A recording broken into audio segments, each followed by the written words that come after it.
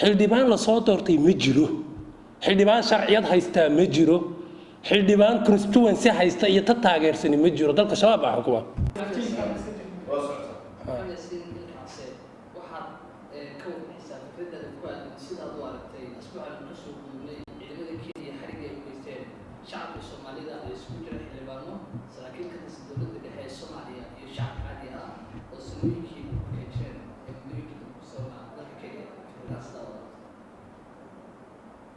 waxaan arkaa Soomaalida Kenya joogtay oo qaxootiga ahayd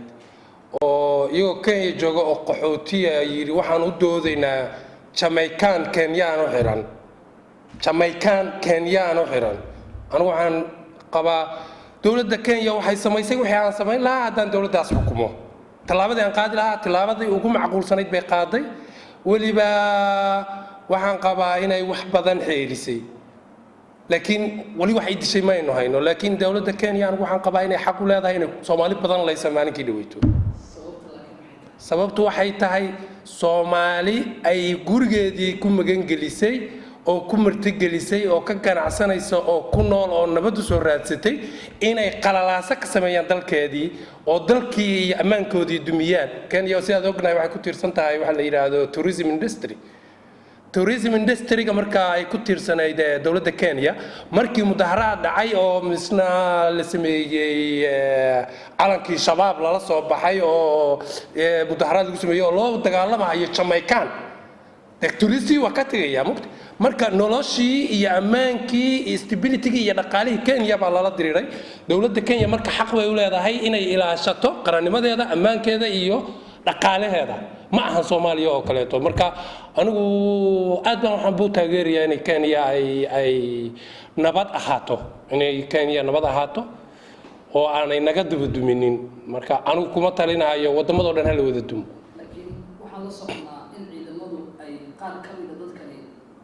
ka soo kaxeeyeen guryahoodii qaar hoteelada ay ka soo saareen iyagoo baasabooro wata oo sharci haysta oo fiisada xuquuqda jooga marka Soomaaliya wanaagsan lahayn sida aan fikrad marka la cabirto in ay baaritaan sameeyaan hordhaca inta ay soo qaadan tallaabada qaadi karo Soomaalidii telefishinka ka arkaynay oo bileelqada sameeynayay oo wax duminaysay oo wax qaribaysay oo magaalada Nairobi foodada inta la ka sameysay anigu waxaan qabaa Soomaalida dhan in laga nadiifiyo Nairobi xildhibaan respect male dalkiisii dumiyay xildhibaan aan sharciyad haysan aan constituency haysan waa kuwa xildhibaanka constituency ga haysta كوي عشان بقول يكونتن كحدمان ولا يدين شيء جايو كار بوهستا he has car لكن قبل لقى صدرتي دقمة لقى صدرت ميولي حدمان كوي حدمان كسومالي قا كل دقمة لقى صدرت مكان يا شات فيك أنت لو قصدي كار فيك الله رنا يا دلكنا نكبر بريننا حدمان لصدرتي مجرو حدمان شرعيات هيستا مجرو حدمان constituency هيستا يتتاجر سني مجرو دلك شباب حكومة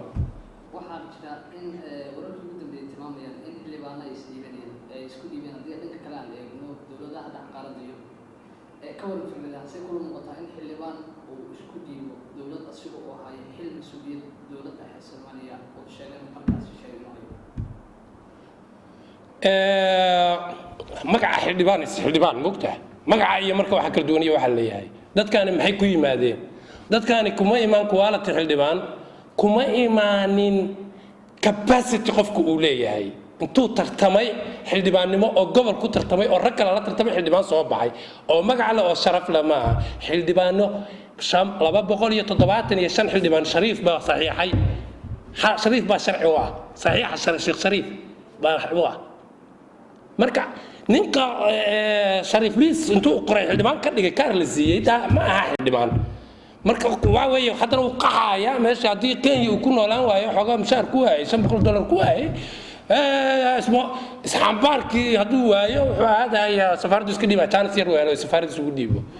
marka waa isxambaar kale to waa qax kale to ma aha wax macna badan oo hadda soo kordhay muhiim u muuqdaan aniga